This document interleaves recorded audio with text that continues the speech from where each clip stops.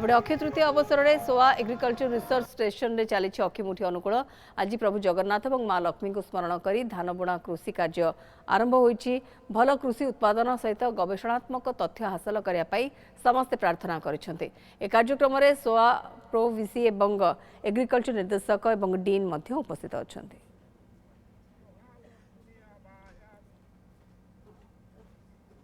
आशा करूँ ए वर्ष निश्चय गवेषणा कार्यक्रम भल हम ए फार्म रे निश्चिंत भाव में भल फसल हम प्रभु माँ आशीर्वाद एवं आमर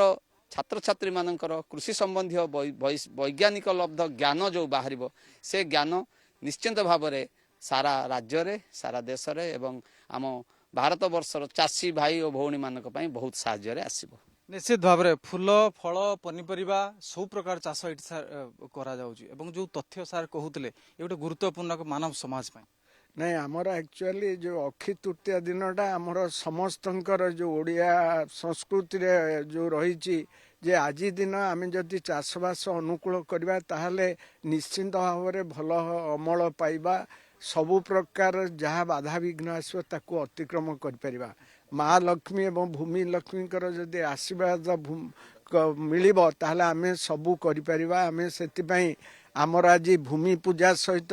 आज चाष कार्य आरंभ करा जाए एटा रही मनरे जे महालक्ष्मी निश्चिंत आशीर्वाद करिवे एवं जगन्नाथंकर रहिबो सबु बेले आमको घंट घोड़े रखिथिबे एवं आम माने निश्चिंत भाव में भल अमल पाइबा। आज देखिबे आमर सारा ओडिशा राज्य रे समस्ते आज जो माने चाषी परिवार एवं जी चाष सहित संपृक्त से माने निश्चिंत अनुकूल करिथिबे कहीं आज जदि चाष कार्य अनुकूल करा जाए ताहले चाषी भल भाव में अमल पाए एवं तार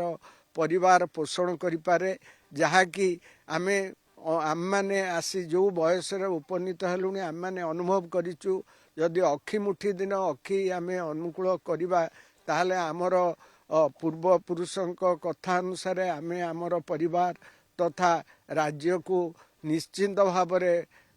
तांकर जहाँ दरकार खाद्य पदार्थ जोगई पारिबा। आउ एई परिप्रेक्षी आमर शिक्षा अनुसंधान यूनिवर्सिटी जो एग्रीकल्चर कॉलेज जो रिसर्च स्टेशन अच्छी एठारे आमर जो पिला माने एवं जो अच्छी अध्यापक अध्यापिका से माने समस्त एठी गवेषणा करुचंती। एई गवेषणा रू बहुत किछि पाउचिंदी उपादेय ज्ञान एवं आगामी दिन रे निश्चिंत भाव में पाइबे जहाँ कि आज आमर जो प्रकार समस्त उपस्थिति छात्र अध्यापक अध्यापिका समस्त रही कहीं यही दिन में आम जदि चाष कार्य आरंभ करवा निश्चिंत आम मैंने भल अमल पाइबा एवं राज्य को जोगई पारिबा खाद्य शस्य। निश्चित भाव में कारण आम राज्य भी कृषि प्रधान राज्य एवं एठी कृषि कृषक ये गोटे गभीर संपर्क रही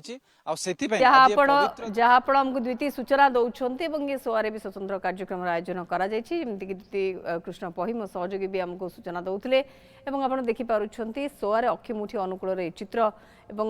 केमिति माँ लक्ष्मी और भूमि लक्ष्मी उभयंकर आशीर्वाद जदि मिल ताहले भल फसल और अक्षय तृतीय कौन महत्व रही से नहीं भी आप शुणुते अक्षय तृतीय दिन जदि अक्षिमुठी अनुकूल कर तार व्याप्त प्रभाव पड़ी था खूब भल फसल होता है सुनार फसल होता है चाषी को बहुत संतुष्टि सहित चाषी भी लाभवान होता है। एभली किछि मंतव्य एभली किछि प्रतिक्रिया प्रकाश पाउछि।